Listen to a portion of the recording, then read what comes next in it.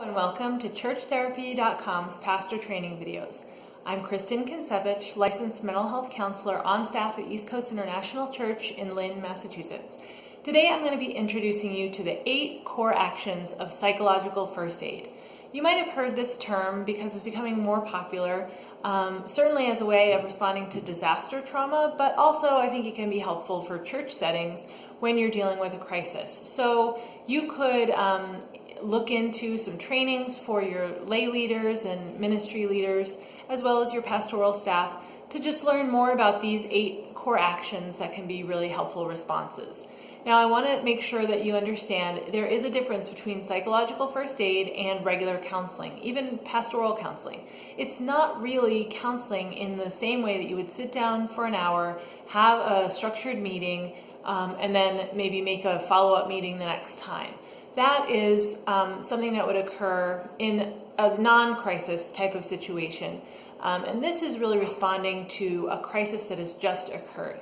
In the case of a larger disaster or something like a school shooting or community disaster, these principles are used by the Red Cross and other mental health workers who are responding to that crisis.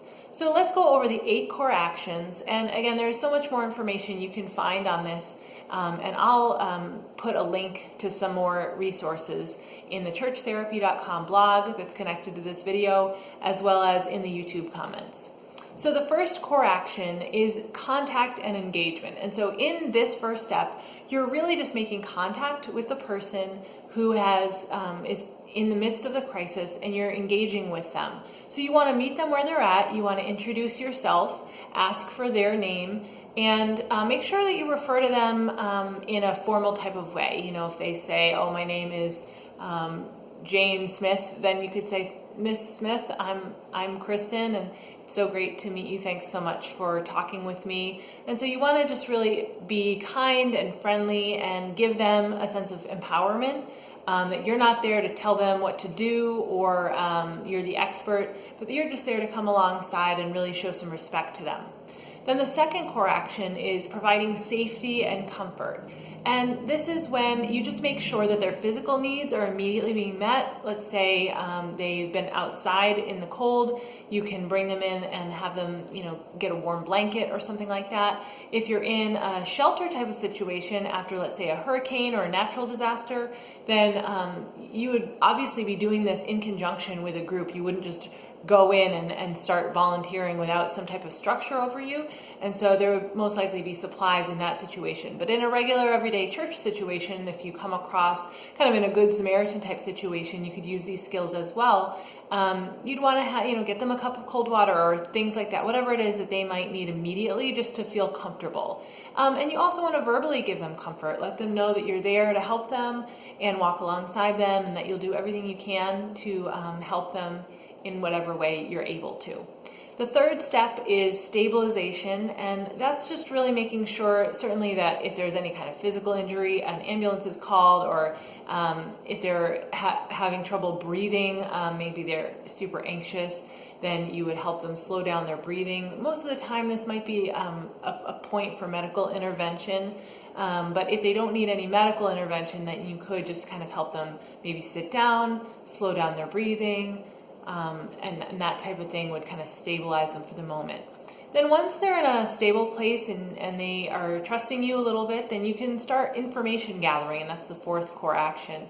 And so you want to find out what are their needs and concerns. Let's say a big apartment building in your town just burned down, and the Red Cross is deployed, and your church is connected with the Red Cross in some way. You can certainly volunteer with these organizations, and I highly recommend community engagement in this way, partnering together with existing organizations rather than trying to just be a first responder on your own. That's generally unhelpful, so you want to make sure you're working with either the firefighters or police, Red Cross in your town, if you're going to respond in that type of a disaster or crisis. But let's say you were connected with that and you were there with either the firefighters or the Red Cross or something like that. You would want to find out what are the needs, how many people are in their household, do they need some gift cards for clothing or a hotel to stay at for the night, those kinds of practical needs. So you want to just gather that information. And then in step 5, you offer practical assistance. So again, in a crisis where you're just encountering someone in your church and on a Sunday morning, they are in a state of crisis, knowing what your church can and cannot do to offer practical assistance is really helpful. What you do not want to do is promise something you can't deliver on. So if a lay leader says, oh, I think that we have a benevolence fund and we can probably, get you a month's worth of rent, and then that can't happen, then you've actually done more harm than good. So you want to make sure that you are only offering what is actually available and that you're confident about. And you can always say, I can look into some ways that we can maybe help, I'm not sure, and then get back to them with actual information later. Number 6 is connecting with social supports. So any kind of crisis response you have to think of as the immediate first response, and then after that you're going to want them to be connected with other people. Make sure that they have found any family members. Let's say there was an earthquake or something like that, or a hurricane, and families got separated. You definitely want to make sure that you do everything you can to help them reconnect with their families. You should know, again, what community agencies are in place, shelters, emergency shelters that are in place in that kind of situation, so that you know how to operate within the structures that are already there.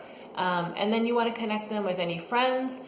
Certainly your church is a social support, and so churches really have a unique opportunity to provide some additional help. You can invite them to a service or a Wednesday night group or a small group, whatever your church has available. Maybe you do, a Sunday night dinner, or the soup kitchen in your town or something like that. And so connecting them with all those resources is helpful. And then 7th core action is information on coping. So you want to provide them with some basic information just about coping skills.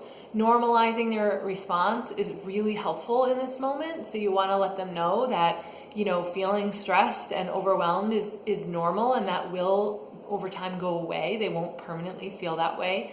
And just helping them maybe learn some deep breathing, kind of slowing down, helping them think about one moment at a time or one decision at a time. Those types of things can help them know how to cope, as well as things like what are their normal routines, what are their hobbies and things that they enjoy doing, and how can they connect with that. That's another great way to cope. And then the 8th core action is the last step, is to link with collaborative services.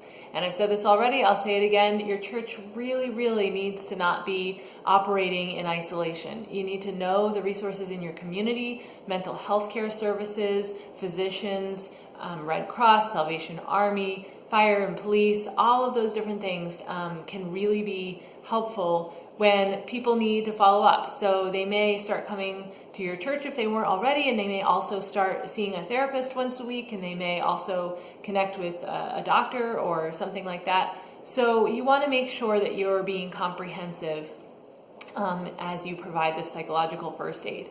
I hope that this has been helpful. As I said, you can look for links for more resources below in the comments or on the blog. Thanks so much.